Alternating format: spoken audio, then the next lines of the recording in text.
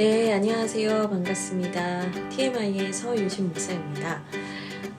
제가 요즘에 그 소그룹 관련한 TMI 시리즈를 계속 이어가고 있는데요. 오늘도 소그룹에 대한 이야기를 좀 해보려고 합니다. 소그룹을 좀 긴밀하게 운영을 하다 보면 같이 말씀도 나누고 정기적으로 자주 만나고 또 말씀을 기반으로 한 삶을 자꾸 나누다 보면 사실 이제 목회자와 그 목원 아니면 또는 목자와 목원, 리더십과 멤버십이 아주 긴밀한 관계를 맺게 되죠. 저는 그게 이제 자연스러운 거라고 생각을 해요. 예, 또 그렇게 돼야 하고요. 예수님께서도 12제자를 부르시고 그들과 함께 하시면서 그들과 먹고 자고 함께 사역하고 아주 긴밀하게 지내셨잖아요. 그러니까 삶을 나누고 마음을 나누고 긴밀해지는 것은 정말 당연하다라는 생각이 들어요. 그런데 이제 조금 조심해야 될 것들이 있어요. 그게 뭐냐면 이거는 아주 이제 저의 지극히 경험에 기반한 얘기인데요. 건강한 리더와 팔로워의 관계를 형성하는 데 있어서 적정한 거리를 유지하는 것은 상당히 중요한 문제다라는 생각을 해요. 이제 왜 그러냐면 친밀해지다 보면은 좋은 것만 나누게 되는 게 아니거든요. 이 사람의 그런 연약함이라든지 이 사람의 죄성이라든지 이런 것도 사실은 다 노출이 되는 거예요. 그러다 보니까 너무 빠른 시간 안에 너무 빨리 아주 깊은 관계를 맺으려고 하다 보면은 친밀함은 빨리 얻을 수 있겠지만 그 신뢰관계가 재형성도 되기 전에 연약함을 마주하기 때문에 오히려 이게 역효과가 나가지고 그 모임에서 이탈하거나 또 그 모임이 어려워지는 경우들이 있어요. 그래서 신뢰관계를 형성하는 속도와 친밀함을 누리는 속도가 같이 가야 된다라고 저는 생각을 하는 편이에요. 때로는 서로의 연약함을 보더라도 또 오해의 여지가 있더라도 그 신뢰가 차근차근 오랫동안 형성된 사람들은 그 오해의 여지가 생겨도 대화로 풀 수 있는 여지가 있고 또는 당장은 조금 힘들고 어려운 일이 생긴다고 하더라도 이제 회복하는 게 좀 빠를 수 있고요. 그래서 제가 이제 소그룹을 인도하시는 목회자님들이나 목자분들에게 항상 말씀드리는 아주 중요한 게 뭐냐면 적정한 거리를 잘 유지하라는 거예요. 근데 그게 대면 대해라, 친해지지 마라 이런 의미가 아니고요. 급하지 않게 친해지는 훈련을 하라는 거예요. 예를 들면 목회자가 밤 10시 이후에 너무 늦은 시간에 목원이나 또는 이제 성도님들과 깊은 대화를 나누는 거 저는 별로 그렇게 좋아하지 않아요. 왜냐하면 때로는 이제 너무 긴박한 순간들이 있긴 하지만 그걸 제외하고는 그렇게 긴박한 일이 아닌데 응급 상황이 아닌데 굳이 그렇게 늦은 시간에 연락을 하거나 할 필요 없어요. 그리고 정해진 시간에 또는 그 모임 시간에 충분히 여럿이 있는 상황에서 충분히 나누는 게 중요하다. 그래서 어떻게 보면은 한 개인에게 목회자 한 명이라든지 아니면 특정 어떤 누군가한테 너무 의존적으로 반응하게 만들면 안 돼요.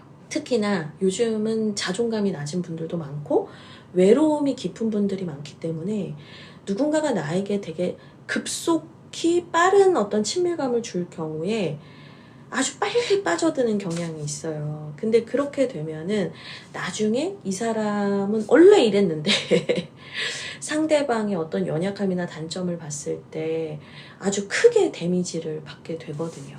또 서로가 너무 의존관계성이 강한 친구들이다. 그러면 두 사람이 너무 결속이 돼버리면 공동체로서 함께 하나님 나라를 향해서 가는 어떤 비전을 공유하면서 함께 친해지는 게 아니라 이 두 사람만의 아주 긴밀한 친밀감이 형성이 되면서 이게 묘하게 다른 사람들과의 관계성의 균형을 깨요.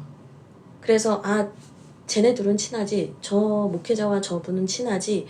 그러니까 누군가가 그걸 인지하기 시작하는 순간부터 다른 데서 문제가 생긴단 말이에요. 특히나 목자, 저는 더 중요하게 생각하는 건 목회자인데 목회자는 특정 성도와 너무 가까이 지내면서 너무 친밀함을 빨리 나누고 너무 속 얘기를 다 털어놓고 이렇게 하는 거는 좀 위험할 수 있다라는 생각이 들어요.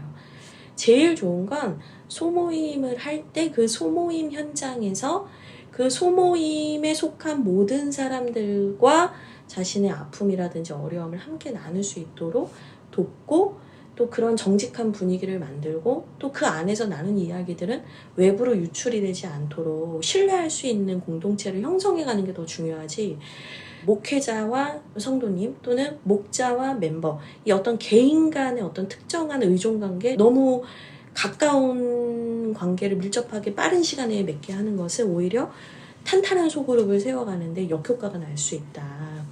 오늘은 좀 그런 얘기를 드리고 싶었어요. 조심하셔야 돼요.